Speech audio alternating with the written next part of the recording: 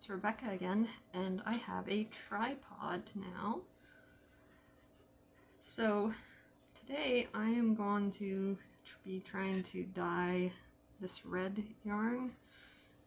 It's a red full of black spots in it, but I want to dye about half of it to a darker color. So I have this wine color dye, and what I'm going to do is kind of fold the yarn in half and then try to dye about half of it to get like a variegated. So I'm not really sure if I should soak this or if I should just dip it in the vinegar and dye bath, but I think I'm going to soak it first because that's what I've done when doing other colors. So I'm just going to plop this in some water and let that get fully soaked, and then I will come back and add the vinegar and dye. Okay, so I've got my yarn wet, and what I'm going to do now is add half a cup of vinegar to my water. So that just makes the dye set in the natural fiber yarns. And then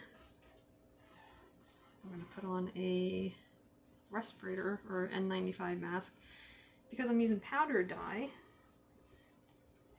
and you don't want dye in your lungs because dye may contain harmful metals. That's metal in your lungs. Okay, so I think I'm going to do a teaspoon of dye. It's a half teaspoon scoop, so half a teaspoon, 1 teaspoon.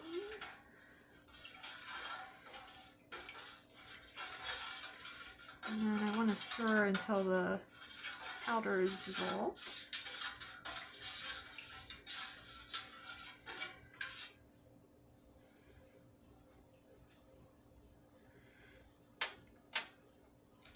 Oh, and this is what I'm dyeing. It's all Dean Wool's Cloud Sock, and it's 60% superwash merino, 30% mohair, and 10% nylon finger and weight. So it's a sock yarn. So I'm gonna turn the heat on my stove to like somewhere between low and medium, and stick my yarn in. Let me put away my powder here. The only problem with powder is it's messy.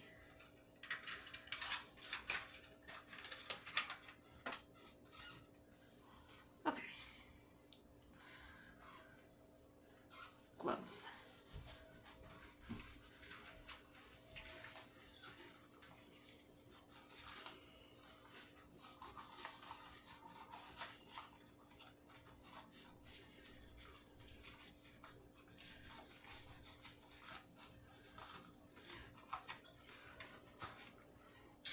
I'm going to use my hand to mix, just to make sure all the powder is dissolved.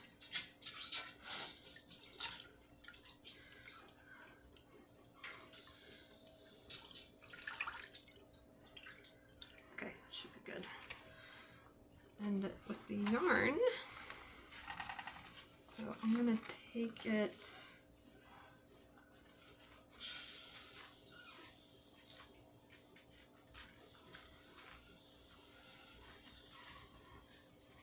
kind of fold it in half, and then I'm going to dip it about halfway down and hang the rest over the edge in there. How much is that? Yeah, that's about half of it. So now what you want to do to make the dye set is basically bring the water to about 200 degrees, which is kind of a light boil. You don't want it to boil like too rapidly, a rapid boil. But I am going to bring this to slow boil, and then it should start to suck up the color, and see what it looks like then. Okay, So I have tucked my yarn under here, and I have about half of it dunked in the water. I have my heat up to medium now.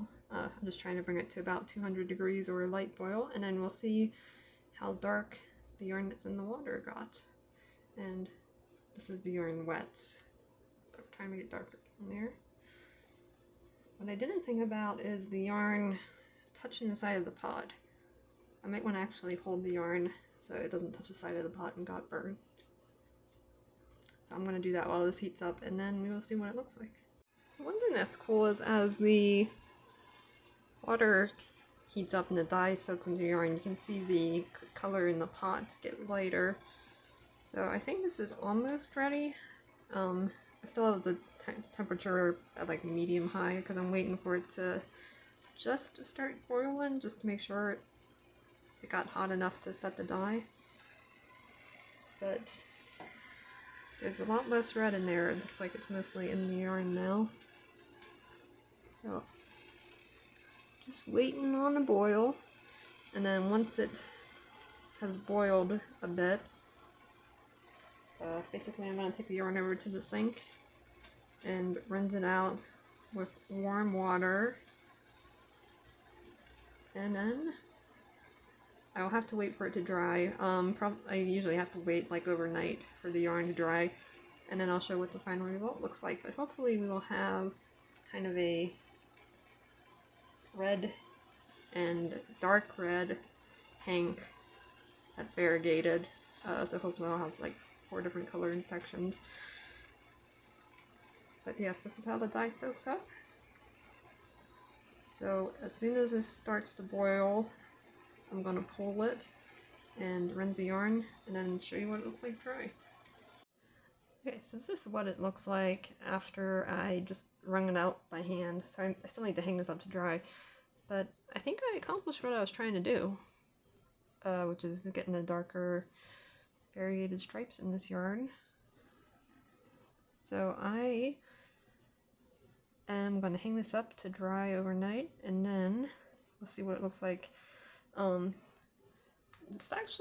This red looks pretty similar to what I started with, so I think it's not going to look that different after I dry it, but it usually lightens up just a tiny bit. But I really like the contrast I got here. That's what I was going for. So, like, I don't really know what I'm doing. These are not so much tutorials, it's just me messing around with natural fibers and grit dye, but so far I think I'm doing what I want. My next one, I want to try speckling some yarn for spring, like a light yellow with probably pink and green and purple speckles. Yes, we'll come back tomorrow to look at the dried yarn. Okay, so here is my yarn after drying, and then I just, I don't know if I'm necessarily good at hanking yarn, but I tried. So this is the finished result. So we've got our red with black specks, and I've got my deeper sections also with the little black specks. So we've got, I think it'll make, like, it might be kind of variegated, but what I'm gonna do is actually use my Swift and ball winder and wind this up into a ball, and then cast on a pair of socks just to see how the striping works up. So I'm gonna do that, and that will be my final update in this video. Okay, so here is my final result after taking off the yarn. So I think it looks really cool in the cake. You can see like the darker colors. Now I actually dyed this yarn probably about a month ago at this point. And then I got really busy with making things for Easter for my Etsy shop. And also I want to finish my a pair of blue socks first. So this one I finished a while ago actually, and then this is the one I've been working on since probably early March, but then I got hung up with it for a long time.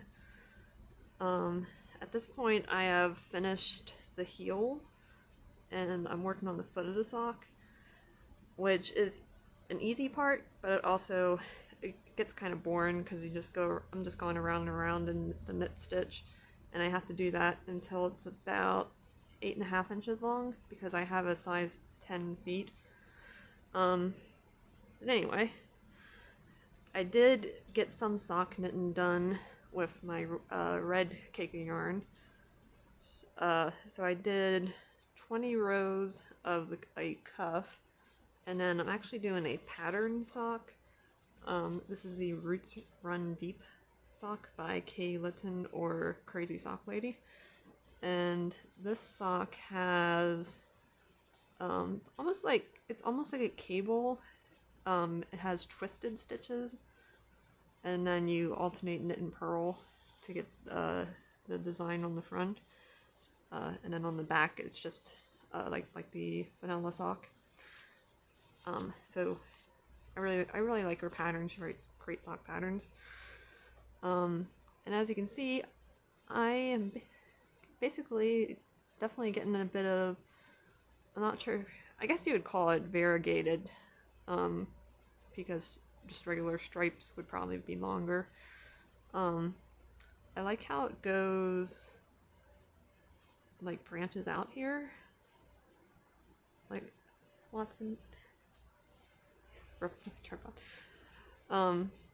it's almost more like a tiger stripes kind of thing. But yeah, I'm only 5 rows into the pattern for the leg portion of the sock. But yeah, I think it came out pretty cool, and I will share them when I'm finished. But that was me making a speckled yarn red into kind of a stripey yarn. So I want to thank you guys for watching, and have a good day.